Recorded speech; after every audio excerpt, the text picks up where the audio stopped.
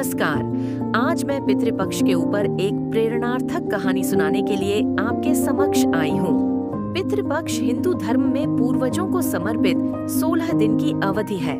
इस दौरान लोग अपने पितरों को जल अर्पित करते, श्राद्ध करते तथा ब्राह्मणों को भोजन देकर उनकी आत्मा की शांति की कामना करते हैं। इसी से जुड़ी एक कथा है जो इस प्रकार है। गांव के बाहर एक पुराने बरगद के पेड़ के नीचे हर साल पितृपक्ष में एक बूढ़ा व्यक्ति हरिदत्त अपने पितरों के लिए पिंड दान करता था।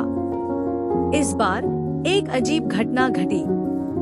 जैसे ही उसने पिंड दान रखा, एक कौआ आया और उसे छूने के बजाय उसने पूरा पिंड उठाकर पास की एक जर्जर कुटिया की ओर उड़ गया।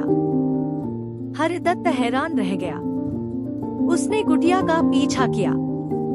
अंदर एक बूढ़ी विधवा बैठी थी जो बहुत गरीब थी और भीख मांगकर गुजारा करती थी।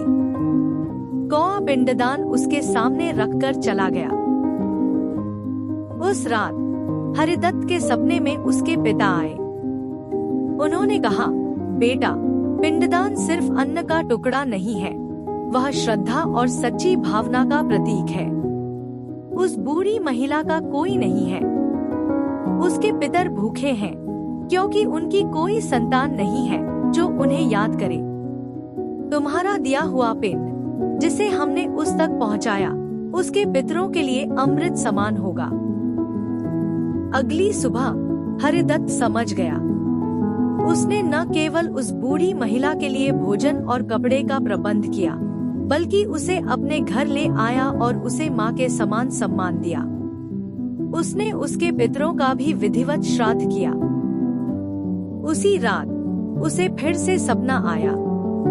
इस बार उसके पिता के साथ साथ कुछ और अनजान चेहरे भी थे जो प्रकाशमान और तृप्त दिख रहे थे।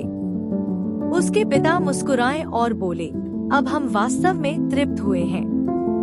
तुमने न केवल हमें बल्कि उन पितरों को भी मुक्ति दिलाई है जिनका कोई नहीं था। पितृपक्ष का यही सच्चा अर्थ है, दया, श्रद्धा और सभी भूले बिछड़े पूर्वजों के प्रति कृतज्ञता।